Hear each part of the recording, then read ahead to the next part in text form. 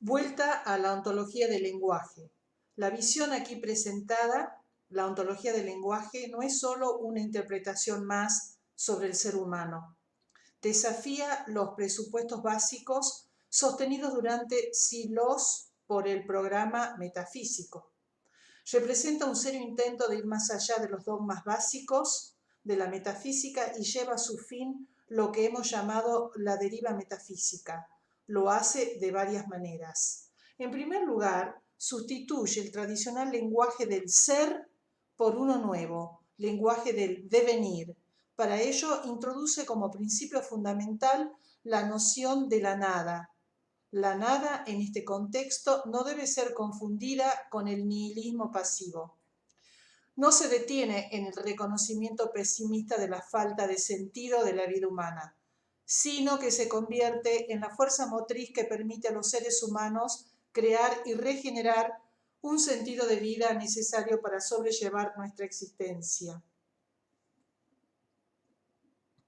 En segundo lugar, la ontología del lenguaje toma distancia del concepto metafísico de la verdad, concepto que marca el objetivo primordial del pensamiento racional. Supone, por el contrario, que solo existen interpretaciones más o menos poderosas, relatos que pueden abrir y cerrar diferentes posibilidades para los seres humanos. El poder, y no la verdad, es el criterion, palabra griega que designa el estándar de un juicio válido, de un juicio fundamental. Las posibilidades no existen por sí mismas, no son independientes de los individuos para quienes resultan ser posibilidades. La búsqueda de aquellos universales abstractos, aquellos o aquellas verdades buscadas por los metafísicos, capaces de erigirse por sí mismos, independientemente de los seres humanos, es vana, como lo proclamara Protágoras, quien, justo con Heráclito, es otro de los pensadores contra quien escriben los primeros metafísicos. El hombre es la medida de todas las cosas. La distinción entre las preposiciones verdaderas y falsas solo tienen sentido dentro del trasfondo compartido de una comunidad. En tercer lugar, la ontología del lenguaje logra lo que había sido destruido por el programa metafísico, la unidad entre el orador, el lenguaje y la acción. Reconoce que todo lo dicho siempre es dicho por alguien, restableciendo lo que hemos llamado el lazo roto entre el lenguaje y el orador. Postula que el lenguaje es acción y por lo tanto evita la separación entre ambos, particularmente entre el pensamiento y la acción. Finalmente postula que la acción, que abarca el lenguaje, genera ser y que ésta, por lo tanto, constituye al individuo que habla, el orador, y al que actúa, el actor. Como señala Nietzsche, el actor es una ficción, el hecho lo es todo. Al mismo tiempo que reemplaza la importancia del ser, sostenida por los metafísicos, por una comprensión renovada del devenir, la ontología del lenguaje coloca a la acción en el centro de su argumentación. Al conectar el lenguaje con la acción se produce una comprensión nueva de la acción humana. Nos convertimos ahora en observadores de aquellas acciones, los actos lingüísticos, que no habíamos visto como acciones en el pasado. Y más aún, también somos capaces de reconstruir la acción humana en términos lingüísticos, dando así un paso muy importante en nuestra capacidad de diseño.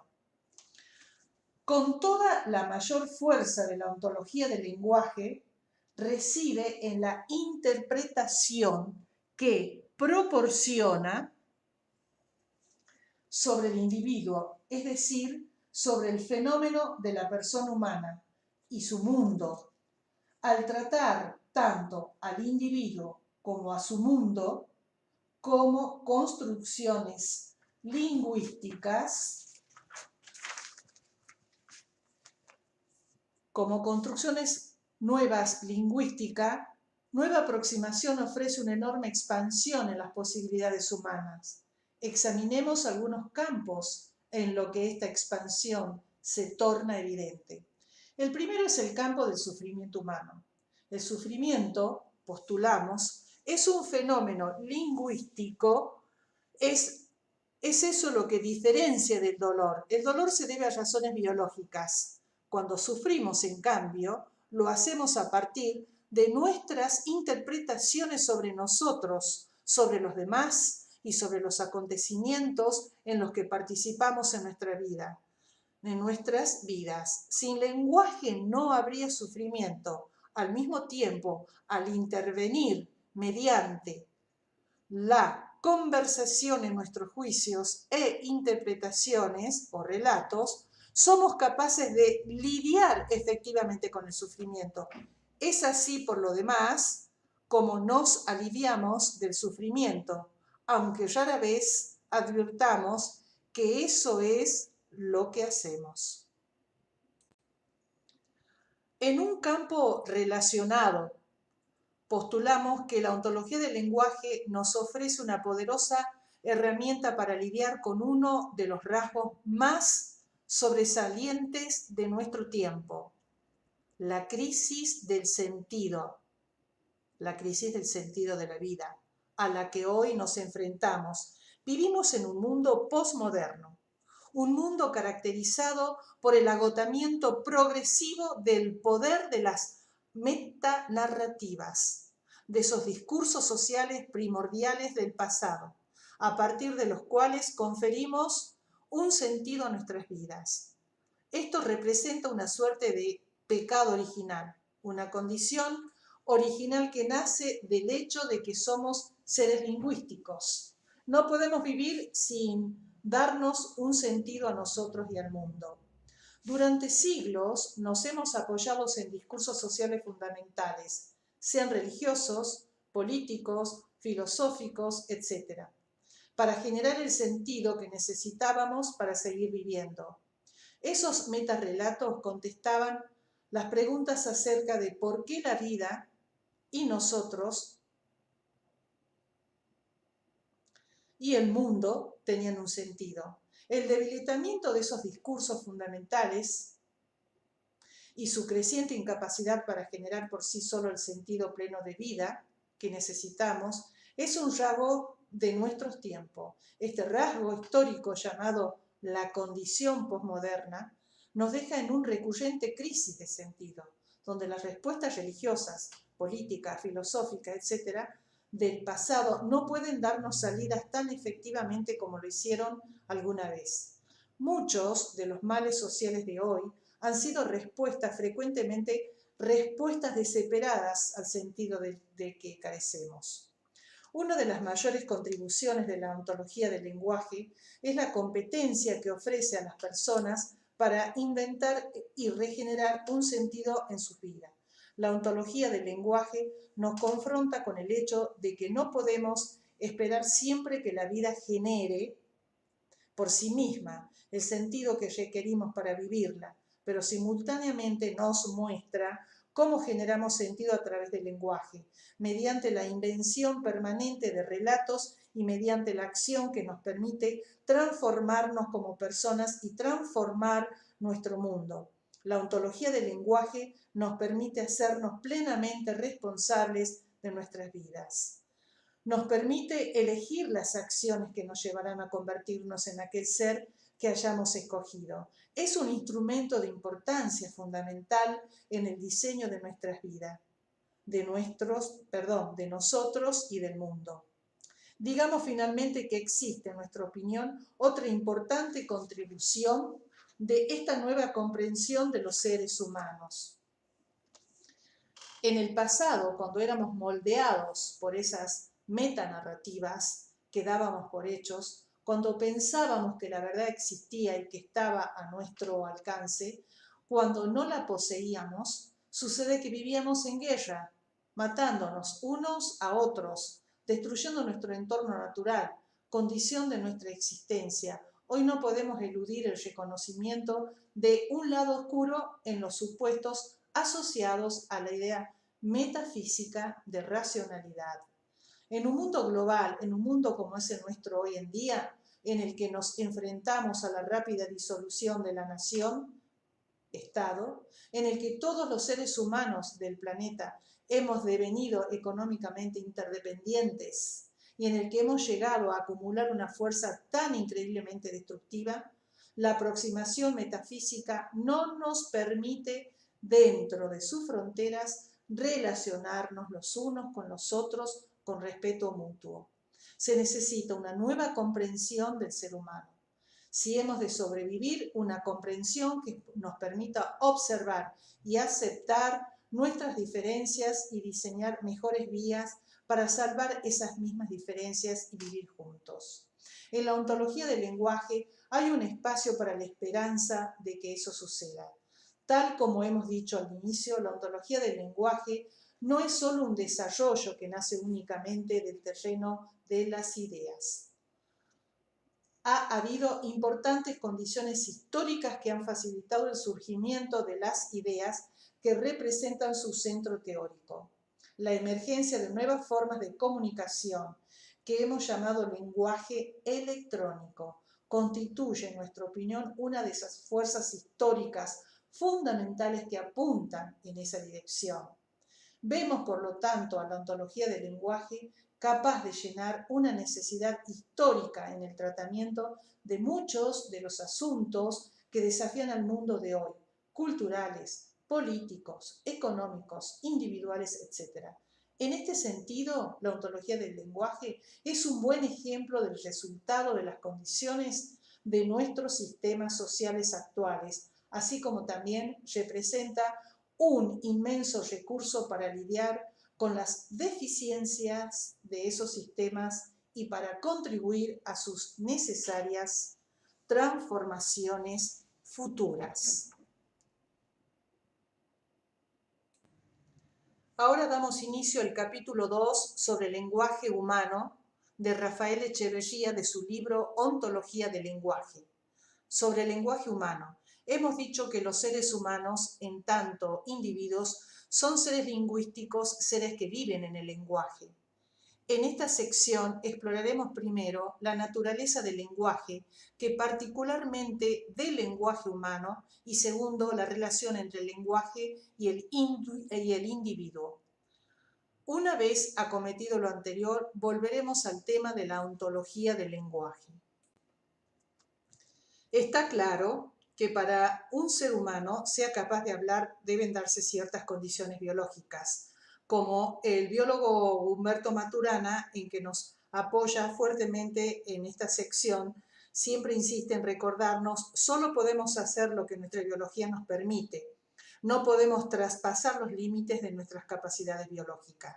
Sin la estructura particular del sistema nervioso humano y sin los desarrollados sentidos con los que están equipados los seres humanos, no tendríamos la capacidad de oír y hablar en la forma en que lo hacemos.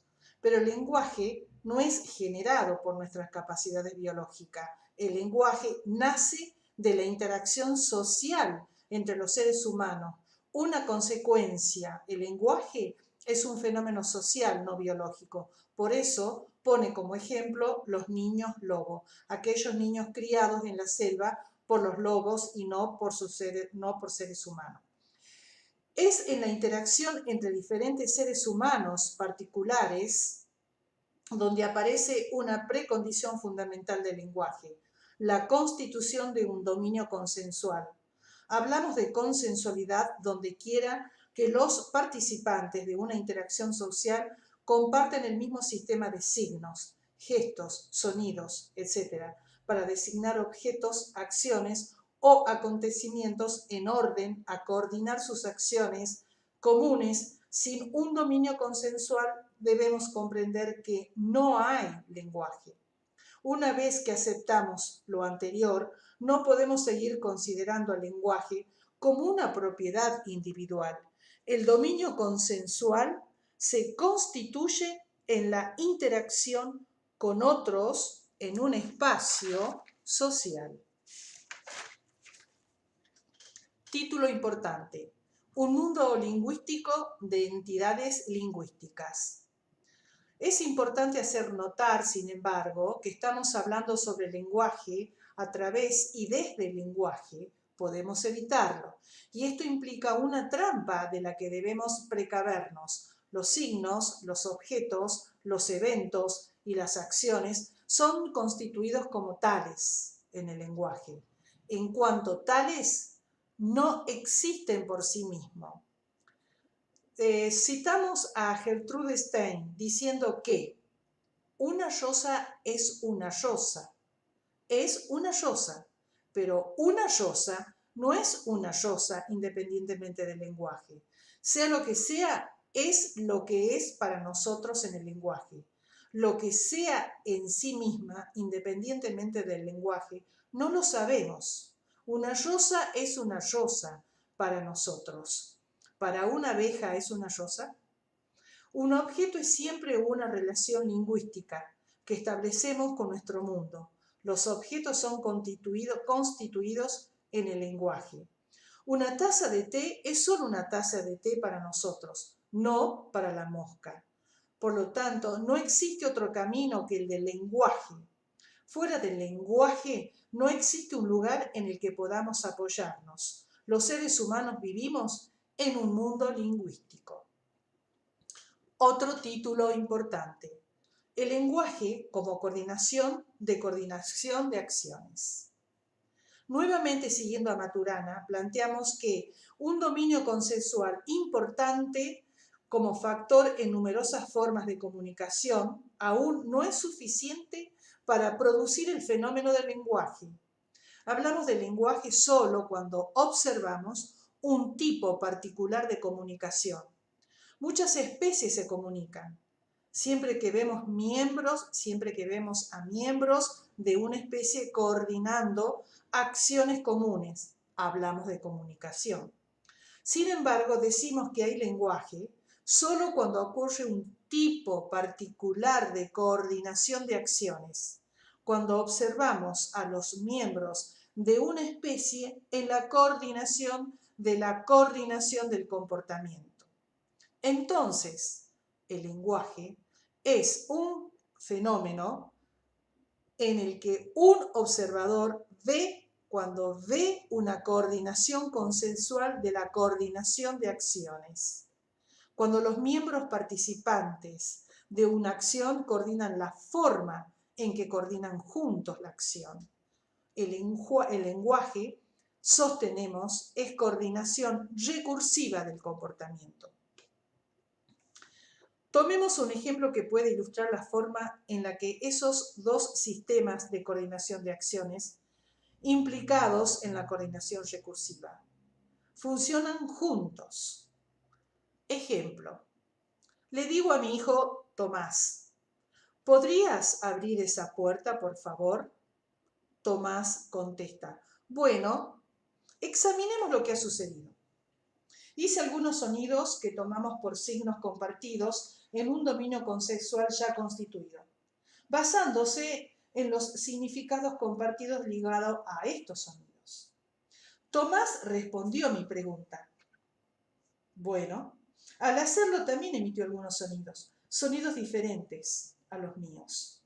Yo dije, ¿podrías abrir esta puerta, por favor? Nuevamente, ambos le otorgamos a estos sonidos un significado particular que resulta de nuestro dominio consensual compartido. Hasta ahora lo que hemos hecho es muy parecido a una danza. Hemos coordinado la acción en el nivel de la producción de los sonidos. Podemos notar la gran diferencia que existe para los que comparten este dominio consensual con respecto a los que no lo comparten. Para los extraños a este dominio consensual, lo que hemos hecho Tomás y yo suena muy parecido a una jeringosa, a una seguidilla impredecible de sonidos. Sin embargo, esto no es el caso para nosotros. La danza no termina aquí. Además de este primer nivel de coordinación de acciones, puede esperarse que tenga lugar otra danza, otro nivel de coordinación de acciones. Tomás puede dirigirse a abrir la puerta. Una vez más, esta acción no es arbitraria, nos parece común.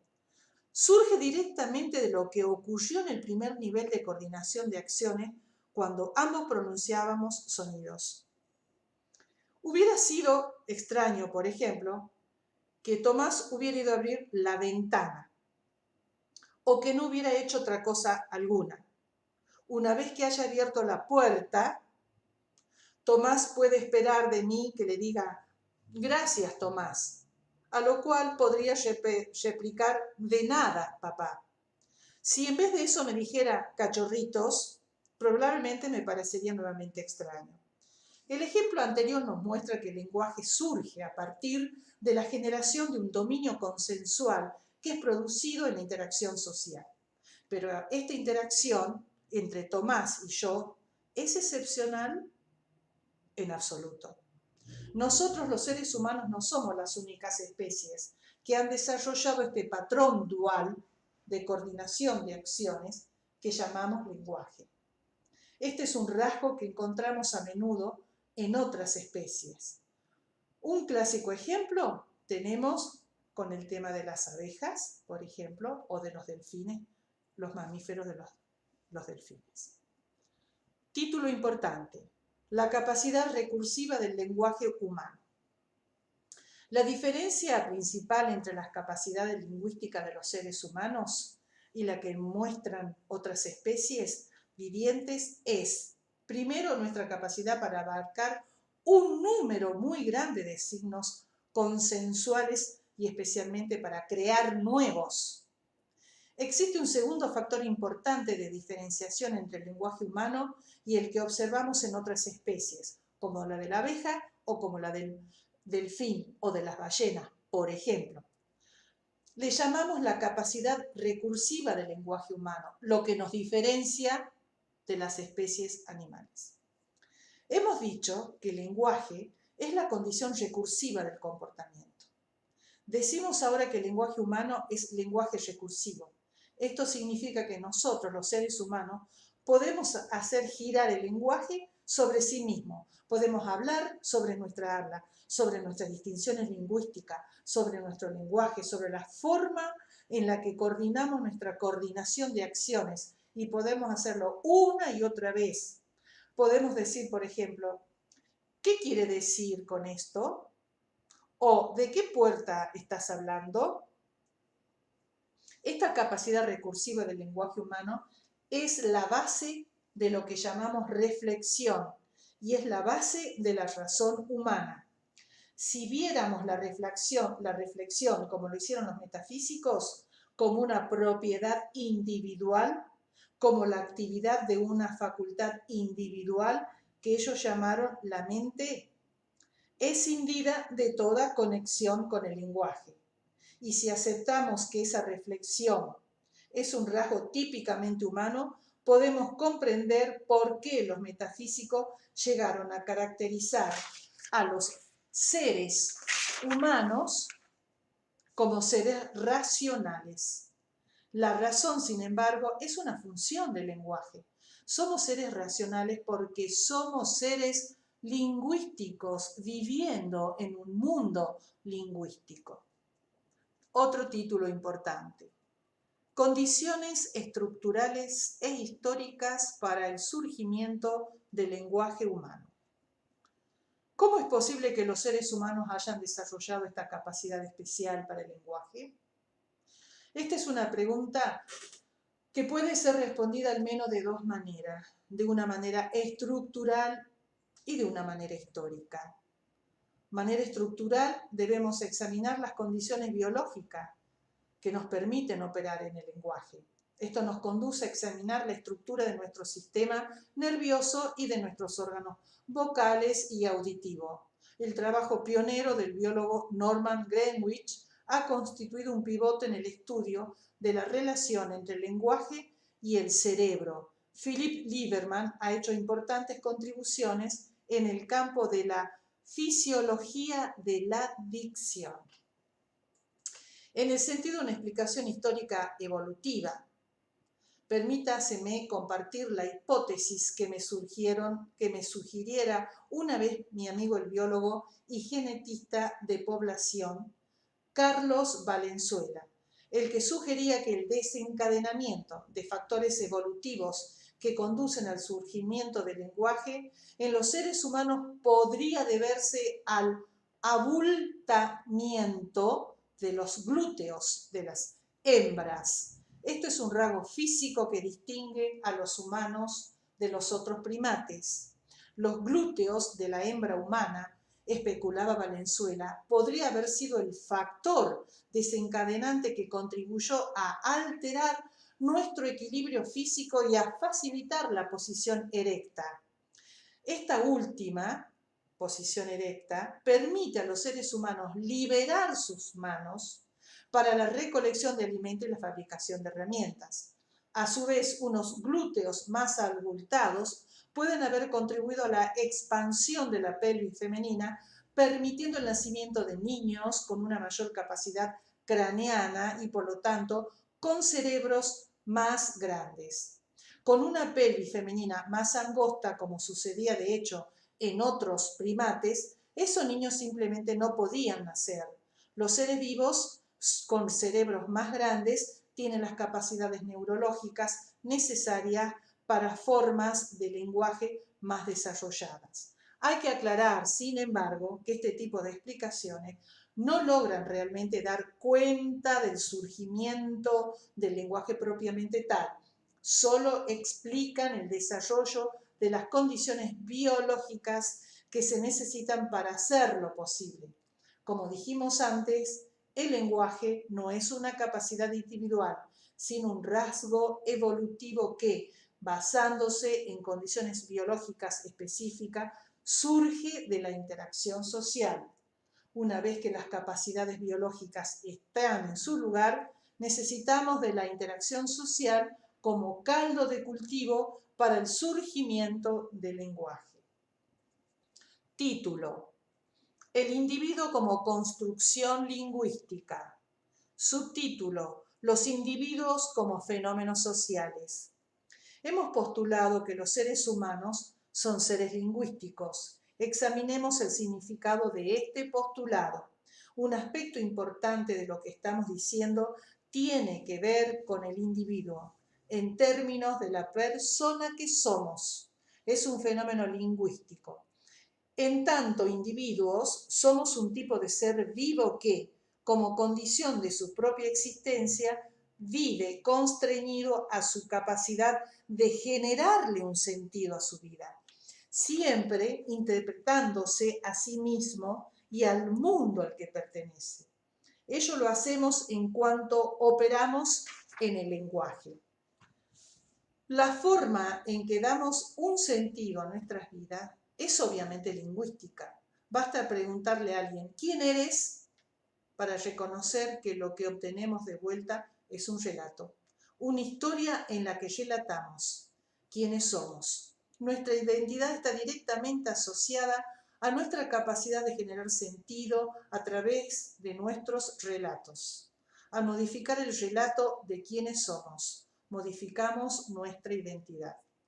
Se podría objetar lo que estamos diciendo y arguir que no podemos confundir la historia que tenemos de nosotros o de otros con el sujeto al que se refiere el relato en cuestión.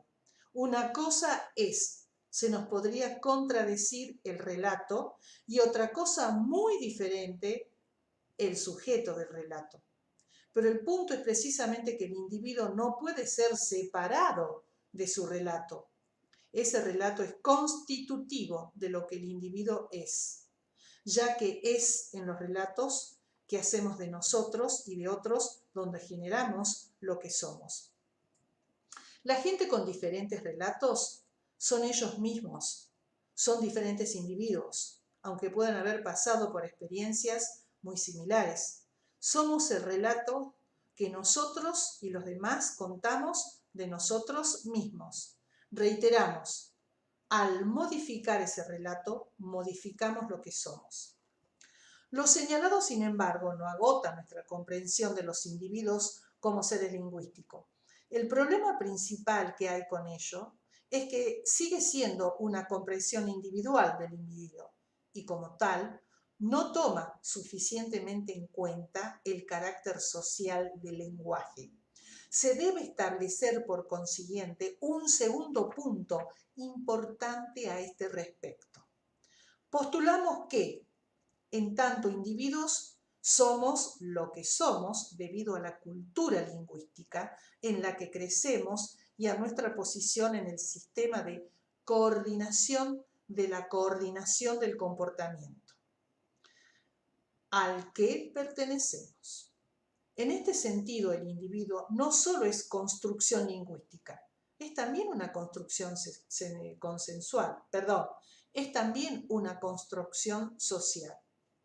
Aunque pertenecemos a una tradición que tiende a separar al individuo de lo social e interpreta a ambos como términos opuestos de una polaridad, el individuo, postulamos, es un fenómeno social.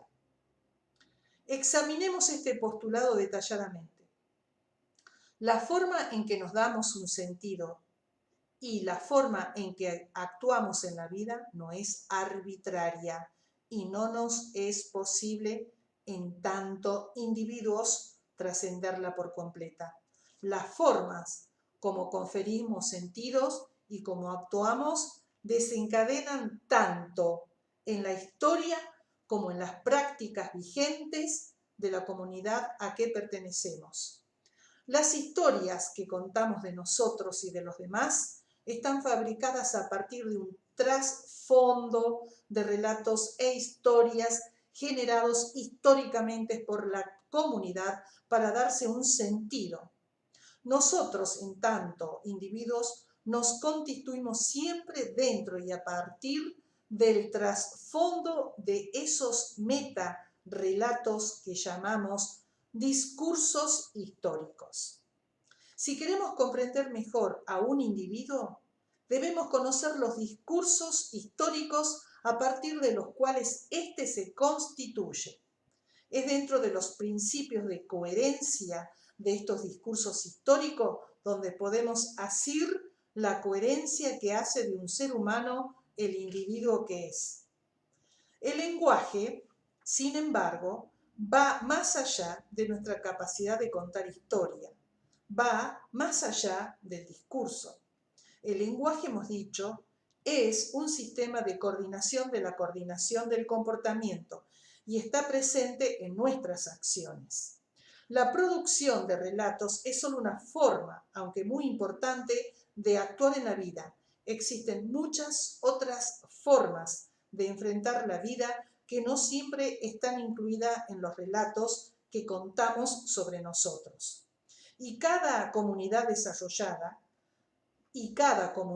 desarrolla sus propios modos de enfrentar la vida, de hacer las cosas. Estos modos de hacer las cosas, de la manera como las hace la comunidad, es lo que llamamos las prácticas sociales. La forma en que la gente se comporta en una comunidad es a menudo muy diferente de cómo la gente se comporta en otra comunidad, aunque se atienda a asuntos similares, aunque sean asuntos relacionados con la familia, la intimidad, la muerte, el trabajo, etc. La manera como nos hacemos cargo de ellos son muy diferentes de una comunidad a otra.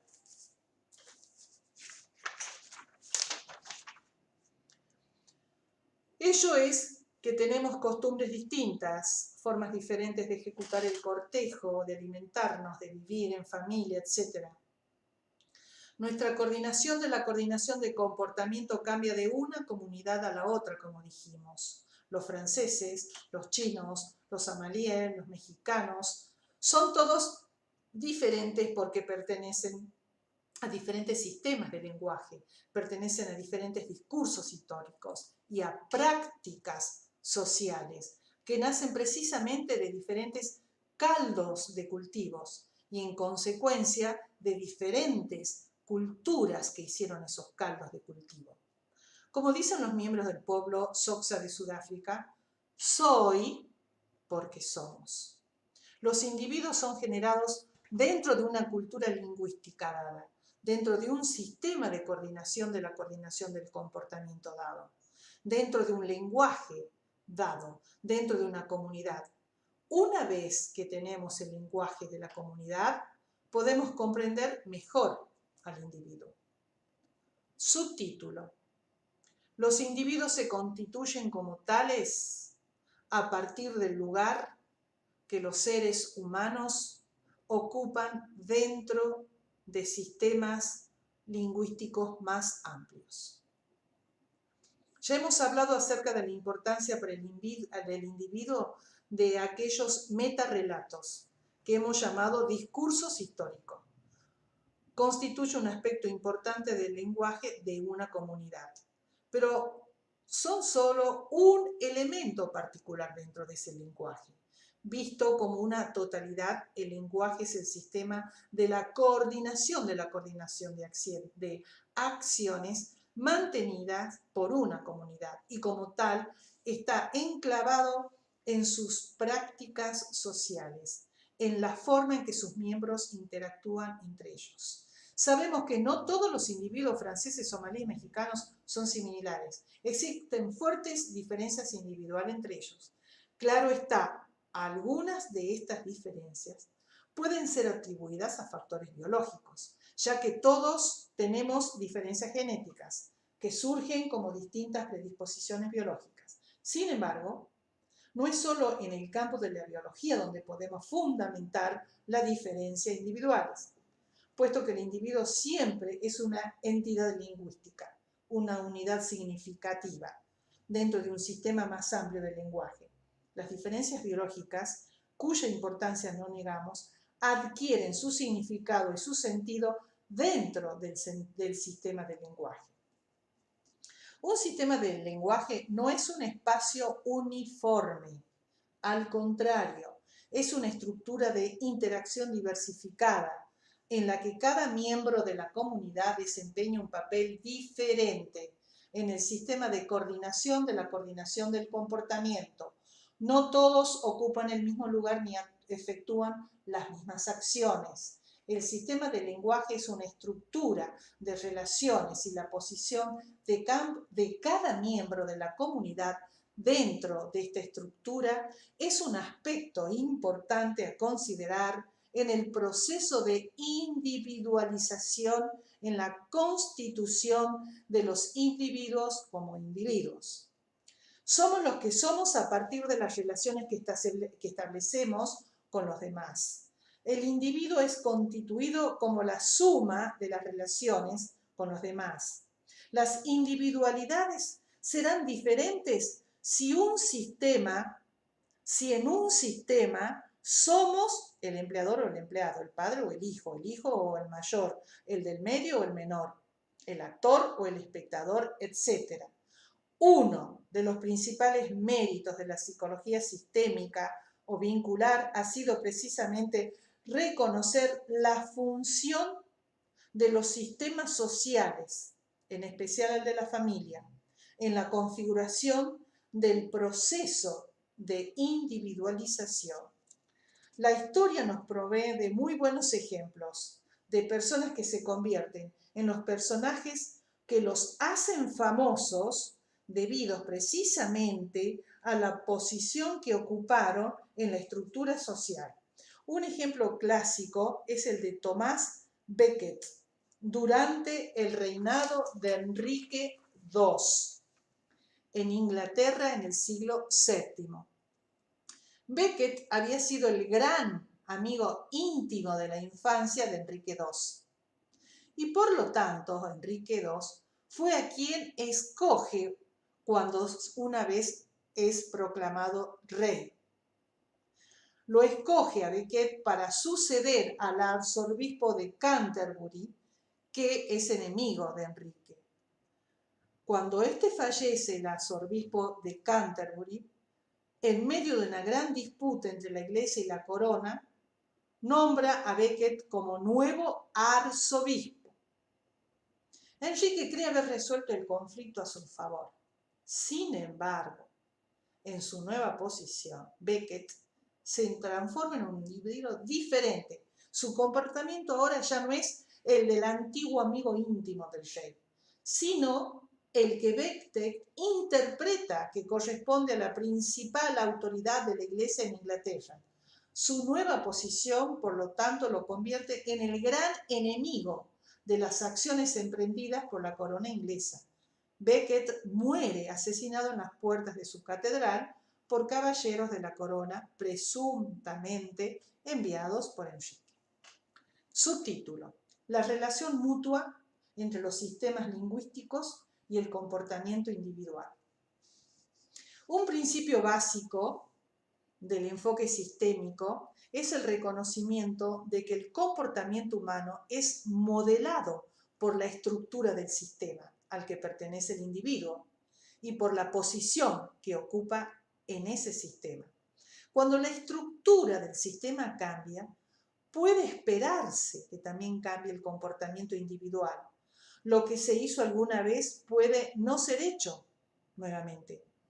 O lo que parecía imposible en el pasado puede súbitamente volverse posible para los mismos miembros del sistema. Esto es algo que muchas veces pasa inadvertido. No nos damos cuenta de cómo los sistemas a los que pertenecemos nos hacen ser como somos. Por ejemplo, uno muy próximo, el sistema familiar. Nos percatamos a menudo, por ejemplo, de que algunas empresas parecen reclutar a gente capaz, mientras que otras parecen hacer lo contrario. La diferencia reside frecuentemente, sin embargo, no en el reclutamiento, sino en los distintos sistemas de comportamiento que esas empresas son. Diferentes sistemas de administración, por ejemplo, que generan tipos diferentes de individuos, que son capaces o no de hacer las cosas de muy distintos modos, o por lo tanto de volverse o no cada vez más capaces. Lo dicho con respecto a las empresas es igualmente válido en la relación a cualquier sistema social. Por ejemplo, sistema familiar, sistema educativo, sistema de salud, sistema de gobierno, etc. Basándonos en lo recién dicho, podríamos fácilmente caer en la adopción de una estrecha aproximación determinística estructural que postularía que lo que somos en cuanto a individuos está determinado por la estructura de los sistemas a los que pertenecemos, siendo este, en un cierto nivel, un postulado válido. Necesita, sin embargo, ser equilibrado en otro nivel por un postulado opuesto. No podemos olvidar que mientras el sistema condiciona lo que somos en tanto individuos, no es menos válido que somos nosotros, en tanto individuos, los creadores de ese mismo sistema. ¿Cómo puede ser esto posible? Si aceptamos que los individuos son fenómenos sociales, ¿cómo pueden entonces ser al mismo tiempo los diseñadores de su espacio social? No hay ninguna contradicción aquí.